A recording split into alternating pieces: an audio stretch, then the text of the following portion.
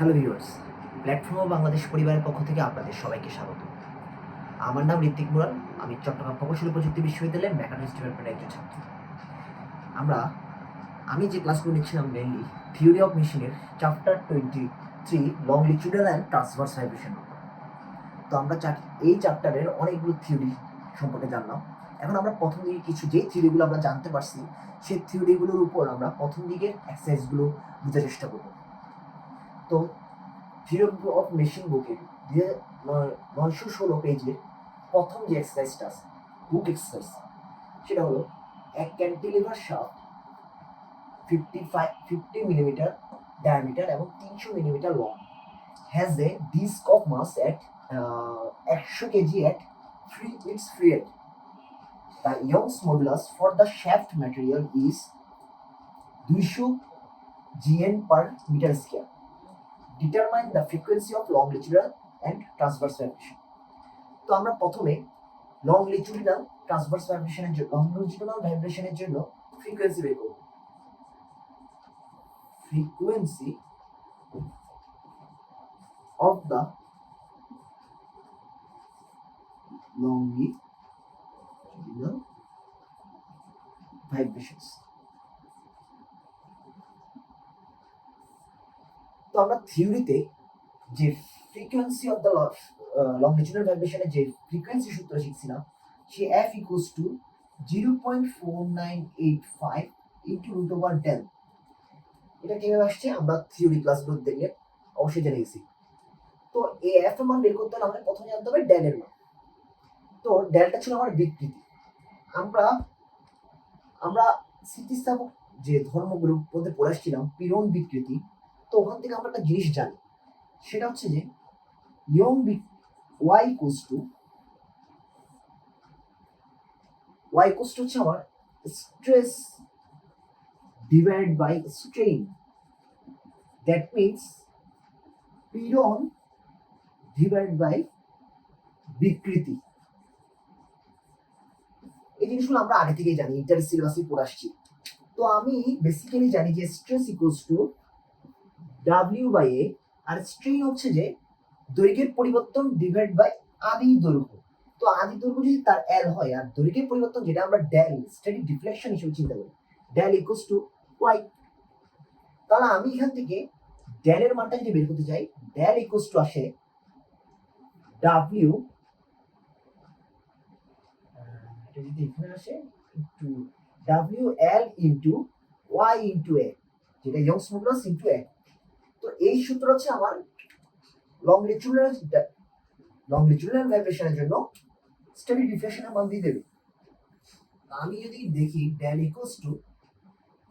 W into L আর Young's গুণাঙ্ক into a, এটা আমি এটা বস করলাম এখানে। তো আমার W আমাকে বলছে যে 100 কেজি মাস এট ফ্রি এন্ডে জুড়ে আছে, তাহলে যে ভর দেওয়া আছে আমরা জানি W mg। তাহলে 100 ইনটু 9.8। এরপর আমার এটা হচ্ছে 300 মিলিমিটার লং, মানে L এর মান হচ্ছে 300 মিলিমিটার। তাহলে আমি তাকে যদি 1000 দিয়ে ভাগ করি, তাহলে আমার মিটারে চলে আসে, যেটার মান হচ্ছে আমার 0.3। এরপর যেটা আমার ইয়ংস মডুলাস, সেটা দেওয়া আছে 200 Gn পার মিটার স্কয়ার। তার মানে হচ্ছে 200 ইনটু 10⁹ আমার এর মান। আর শাফটের এর সূত্র আমরা জানি π/4 d স্কয়ার। আমার d হচ্ছে যে 50 মিলিমিটার। দ্যাট মিন্স তাকে 1000 দিয়ে ভাগ করলে আসে যে 0.05 টু দি পাওয়ার 4। তো এখান থেকে আমার যে ডেল এর মানটা আসে সেটা হচ্ছে 0.751 ইনটু 10⁻6 মিটার। এভাবে খুব সহজে আমরা ডেল এর মানটা বের করতে পারি। তো ডেল এর মানটা বের করার পর আমি যদি ফ্রিকোয়েন্সি সূত্রের মধ্যে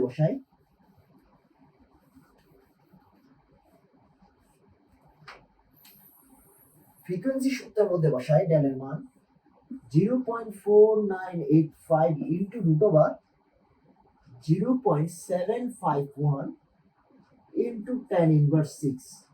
তাহলে এখান থেকে আমার ফ্রিকোয়েন্সির মান আসে 575 হার্জ। এভাবেই আমাদের থিওরি অফ মেশিন বুকের মধ্যে লংলিটিউডিনাল ভাইব্রেশনের জন্য ফ্রিকোয়েন্সিটা বের করে ফেলা হয়েছে। আশা করি আমরা এরকম টাইপের অঙ্ক আসলে এই স্টেপে আমরা লংলিটিউডিনাল ভাইব্রেশনের ফ্রিকোয়েন্সি বের করে ফেলতে পারবো। এরপর আমরা আসি ট্রান্সভার্স ভাইব্রেশনের জন্য।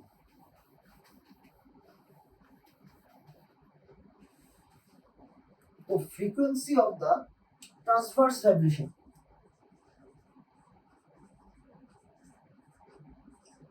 তো আমরা স্টেপটা কেমনে জানবো? আমি থিওরি ক্লাসে আমরা ট্রান্সভার্স ভাইব্রেশনের ফ্রিকোয়েন্সি শিখছি f equals to 0.4985 into root over del, কিন্তু ট্রান্সভার্স ভাইব্রেশনের জন্য স্ট্যাটিক রিফ্লেকশনের সূত্র আমরা কি জানি?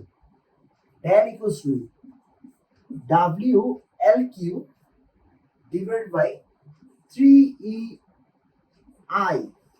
এই সূত্রটা কেমনে আসছে? স্ট্যাটিক রিফ্লেকশন, একটা ক্যান্টিলিভার বিমের ফ্রি এন্ডে যখন একটা পয়েন্ট লোড থাকে, একটা ক্যান্টিলিভার বিমের ফ্রি এন্ডে যখন একটা পয়েন্ট লোড থাকে, তার জন্য যে ডেলের ইকুয়েশনটা হয় সেটা হচ্ছে এটার পূর্ব আমি থিওরি ক্লাসে বলে দেওয়া হয়েছে।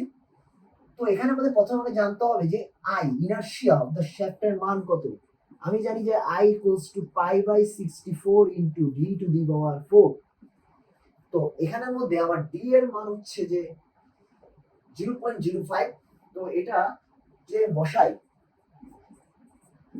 0.05 টু দি পাওয়ার 4, এরপর এটার ক্যালকুলেটরের মান দেয় আমাকে 0.3 into 10 inverse 6 metre to the power 4।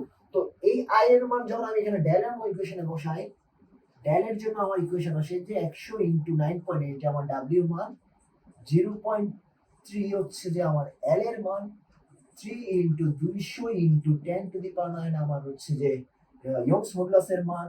I এর মান পাইলাম আমি 0.3 into 10 to the power inverse 6।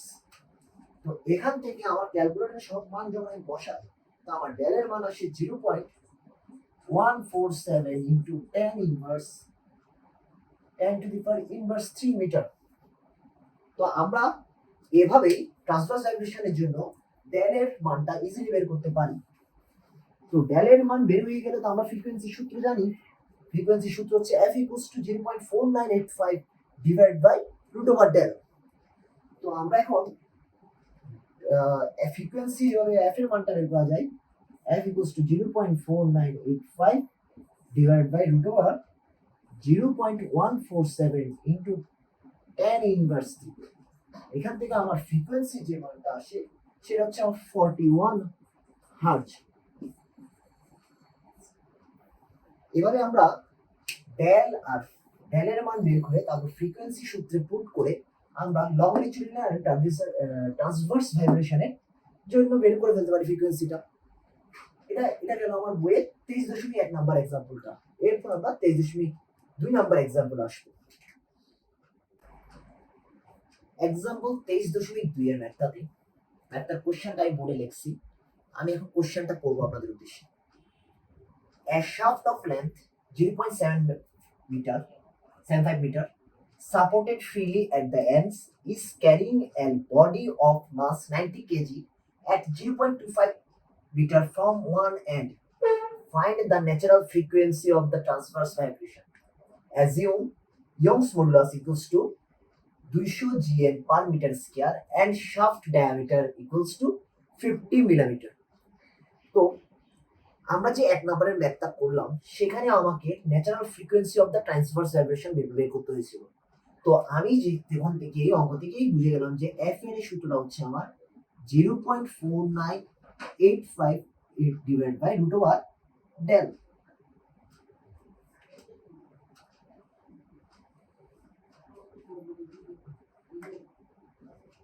Root over del.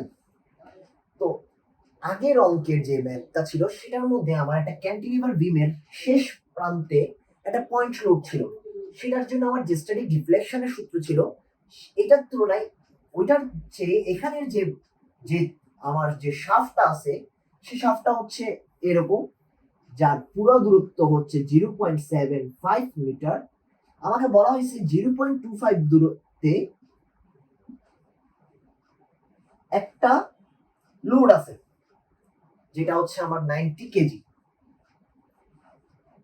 এরকম চিত্রের জন্য আমরা থিওরি মেশিনের চার্ট যেটা ছিল সেই চার্ট থেকে জানতে পারি যে তার যে ডেল সূত্র হবে সেটা হবে W into S square B square divided by 3EIL। তো এখান থেকে আমরা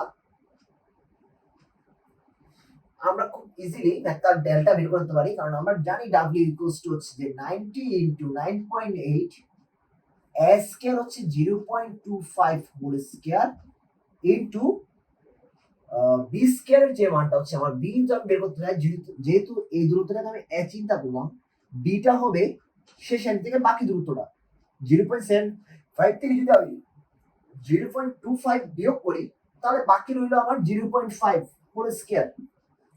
আর 3 রইল ই এর মান বলছে 200 ইনটু 10 টু দি পাওয়ার 9। এবার হচ্ছে ইনারশিয়া, আই এর যে সূত্রটা সেটা আমরা জানি pi by 64 into D to the power 4। এখন ডি এর মান হচ্ছে আমার বলে দিয়েছে 50 মিলিমিটার, যেটাকে আমার 1000 দিয়ে ভাগ করলে সেটা হয়ে যায় আমার 0.05 টু দি পাওয়ার 4। আমার ইনারশিয়া মান হচ্ছে pi by 64 into D to the power 4। আমি একসাথে বসে দিলাম। তারপর এখানে আর বাকি রইল আমার এল এর মান হচ্ছে 0.75। তো এটা ক্যালকুলেটরে আমি করলে আমার যে মানটা বের হয় সেটা হচ্ছে 0.1 ইনটু 10 ইনভার্স 3 মিটার। তো আমরা বুঝতে পারলাম যে কিভাবে আমরা ডেলের মানটা বের করব। এরপরে কাজটা খুবই সোজা, আমরা এর আগেও যে কাজটা করছি এটা এখন কাজ করব। ফ্রিকোয়েন্সি সূত্রের মধ্যে কি আছে আমার 0.4985 divided by root over del. তাহলে আমার ফ্রিকোয়েন্সি সূত্রের মধ্যে আমি এখন মানটা বসাই দিই 0.4985 রুট ওভার ডেলের জায়গায় মানটা বসাই 0.1 ইনটু 10 ইনভার্স 3, যেটার কারণে আমার ফ্রিকোয়েন্সি যে মানটা আসবে সেটা হলো 49.85 হার্জ। এই ওয়েতে আমরা 2 নম্বরের ম্যাথটা খুব ইজিলি সলভ করতে পারবো।